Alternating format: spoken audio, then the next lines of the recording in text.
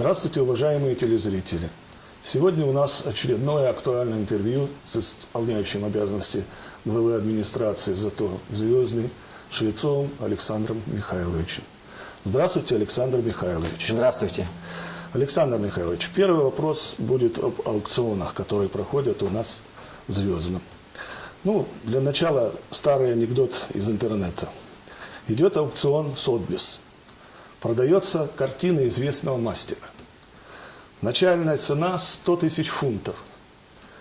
Раз из зала 200 тысяч, 300 тысяч и так далее. Тут открывается дверь, и входят два новых русских. И говорят, миллион. Миллион раз, миллион два, миллион три продано. И один из русских новых говорит другому, вот, Вася, открытку купили. Теперь поехали за сувениром. А как у нас реализуется имущество, переданное Министерством обороны? Как проходят аукционы? Что уже продано? И как муниципалитет планирует использовать средства, вырученные на этих аукционах? Может быть, на дальнейшее благоустройство Звездного или на какие-то другие цели.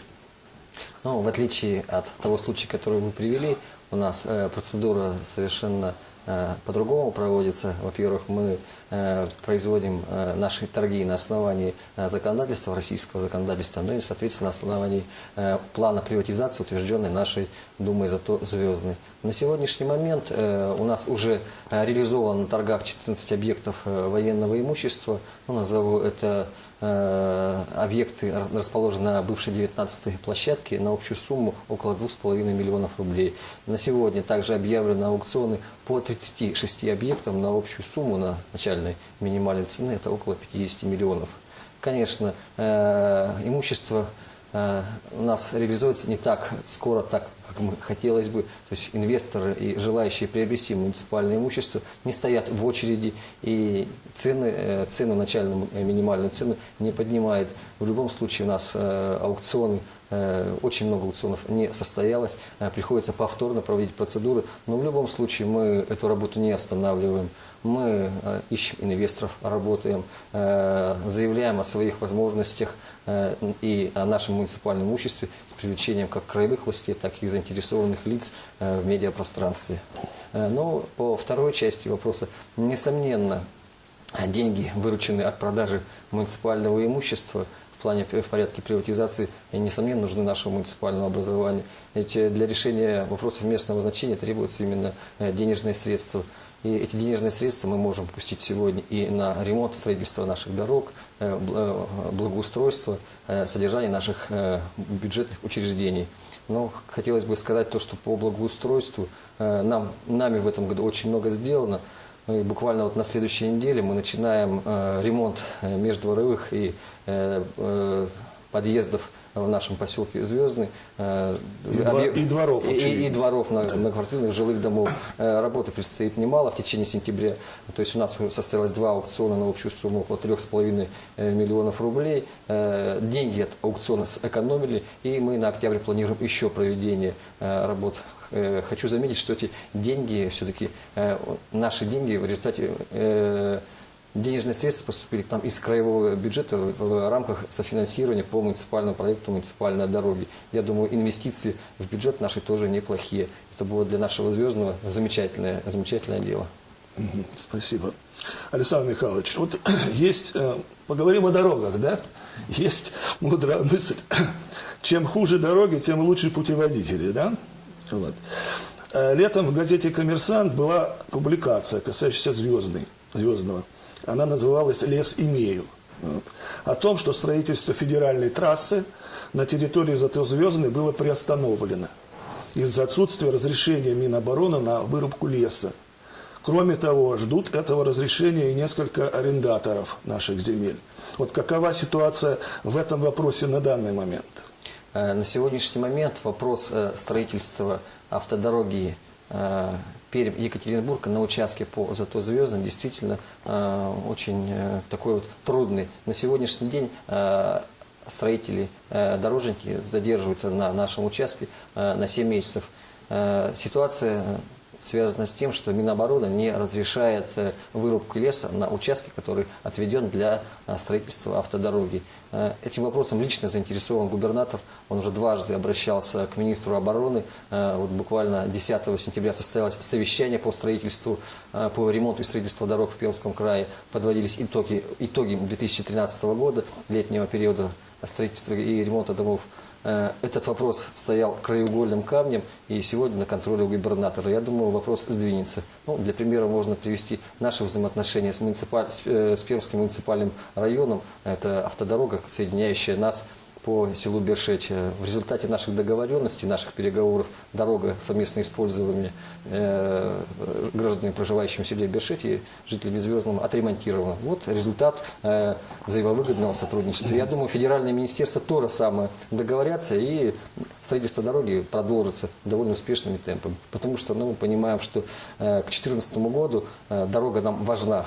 Потому что она важна как и для Пермского края, так и важна для Звездного, потому что мы ее называем дорогой жизни. Потому что многое связывает нас и в порядке привлечения инвестиций, и в порядке связи с нашим краевым центром.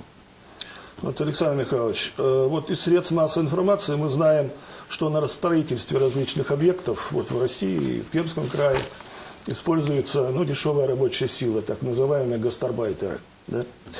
В августе в еженедельнике АИФ Прикамья появилась информация о том, что в Перми за последние полгода в городе число мигрантов выросло почти на 20% по сравнению с аналогичным периодом прошлого года.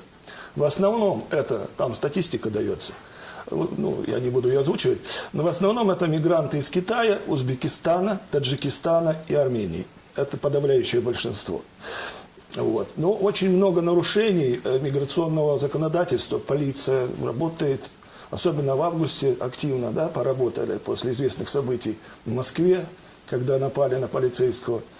В последнее время мы часто видим все больше мигрантов и на нашей территории. Они живут и в домах, и на дачах, где-то, может быть, строительством занимаются у кого-то. Вот как и кем контролируется и регулируется этот вопрос на нашей территории? Тем более, что мы все еще имеем статус ЗАТО. Вопросы миграционные вопросы – это вопросы государственные. На нашей территории вопросом контроля за миграцией это осуществляет территориальный пункт миграционной службы в поселке Звездный, и, соответственно, межмуниципальный отдел полиции. В течение уже 2 лет нашей полиции проводится операция «Мигрант» в постоянном режиме. Они осуществляют рейды. В любом случае, я бы хотел напомнить нашим гражданам, мы все еще являемся нашим муниципальным образованием закрытым административно-территориальным образованием. И нахождение в пределах поселка Звездный, в пределах нашего ЗАТО и без регистрации является административно наказуемым деянием. Поэтому органы полиции работу осуществляют, и я граждан прошу быть активнее в этом вопросе. Если вы замечаете, уважаемые граждане, что есть случаи проживания на дачах, в каких-то квартирах граждан национальности, так сказать, южных национальностей, поэтому не нужно стесняться, нужно быть бдительными и сообщать в органы полиции. Полиция проверит, то есть законно граждане находятся в нашей территории или нет. До справки хочу сообщить, что ни органы местного самоуправления, ни наши бюджетные учреждения, предприятия для своей деятельности не привлекают мигрантов для осуществления своей деятельности. Это какие частники могут тут привлекать? В настоящее время привлечение мигрантов осуществляется на основании квот. Гаражей Да, точно. Вот. Александр Михайлович, как поется в известной песне, вот и все, и кончилось жаркое лето, да? Правда, впереди еще обещает бабье лето, но по прогнозам, идущая к нам зима будет холодной. Готовы ли мы к этой зиме и когда будет включено отопление в жилых домах? На эту тему уже говорили, в новостном блоке. Маквиров говорил там и все. Но он сказал, что он ждет команды и решения администрации. Вот когда? Подготовку к отопительному сезону 2013-2014 годов мы начали загодя. То есть готовься они летом, телегу зимой. Еще весной мы составили план мероприятий по подготовке к зиме, предусмотрели бюджетные средства, средства собственников, средства предприятий и осуществили все мероприятия в течение летнего периода. Очень хорошо потрудились на сегодняшний, как и отдел архитектуры, градостроительства и коммунального хозяйства, так и наша управляющая организация МУП ЖКХ «Гарант», ресурсно-снабжающие. Были проведены все работы, запланированные на подготовку к отопительному сезону. Я думаю, нам ничего не мешает начать отопительный сезон 16 сентября. При этом понимаем, что все у нас системы функционируют, все дома многоквартирные Потому что в готовы домах, в квартирах уже прохладно. к отопительному сезону. Все наши учреждения тоже готовы к отопительному сезону. Для справки хочу сказать, было запланировано около 6,5 миллионов рублей на подготовку к зиме. Данные денежные средства освоены. При этом хочу сообщить, что только 5 миллионов – это бюджетные средства, почти около 700 тысяч – это средства МУП ЖКХ «Гарант», но и около 50 тысяч – это средства собственников многоквартирных жилых домов. В принципе, результат неплохой. Я думаю, зиму встретим и проведем мы достаточно в тепле и в Но это у нас в Звездном старая добрая традиция. Конечно, это старая добрая традиция. Александр Михайлович, вот готовясь к зиме, нельзя забывать и о подготовке к ней своего здоровья, да? Не только жилья.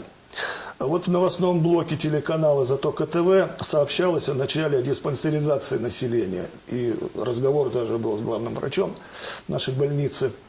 Вот. Но там прозвучало, что не очень активно идет этот процесс. Люди почему-то не идут. Вот сейчас что-то сдвинулось или нет? Ну, я знаю, что приглашения разосланы людям. В соответствии с решением Минздрава Российской Федерации, на территории Российской Федерации с мая месяца организована и проводится диспансеризация. Наша территория, естественно, не исключение. Среди наших граждан около 900 человек подлежит обязательной диспансеризации в этом году. Поэтому профилактика здоровья – это огромный вклад в собственный успех.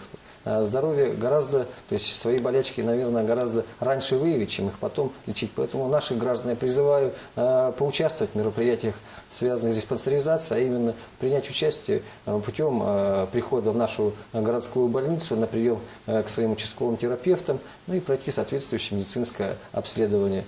Я думаю, это важно не только для нашей горбольницы, это важно еще и для каждого жителя, который заботится о своем здоровье. Ну, и как говорил главврач, и при необходимости будет и не только обследование, но и дальнейшее лечение при выявлении каких-то заболеваний. Хотелось бы отметить, да. Потому что именно цель диспансеризации – профилактика и выявление хронических заболеваний, которые способствуют потом развитию инвалидности и тяжелым хроническим формам заболеваний. Поэтому, несомненно, болезнь лучше пресечь сейчас, выявить ее на раннем этапе, чем потом лечить ее последствия. Александр Михайлович, вот тут 2 сентября мы торжественно отметили начало нового учебного года. Вот оказались ли мы готовы к его началу? Что сделано и какие средства затрачены по школам? И сразу еще один вопрос по этой теме. Вот по детскому саду номер 4 мы уже видим, что там дети гуляют с воспитателями, где-то играют на площадках. Вот. Сколько групп в нем уже работает? Ну, начну отвечать по порядку на ваш вопрос. Да. Наша территория традиционно отличается высокой готовностью к началу учебного года. Уже к 1 августа все наши образовательные учреждения были готовы к началу учебного года. За летний период были проведены огромные подготовительные работы в каждом из образовательных учреждений. Ну, во-первых, это и ремонт кровли в ЦДТ, ремонт помещений в ДШИ, в «Звездочке» у нас ремонтировали и устанавливали теплые полы. Поэтому установка пандуса в средней школе.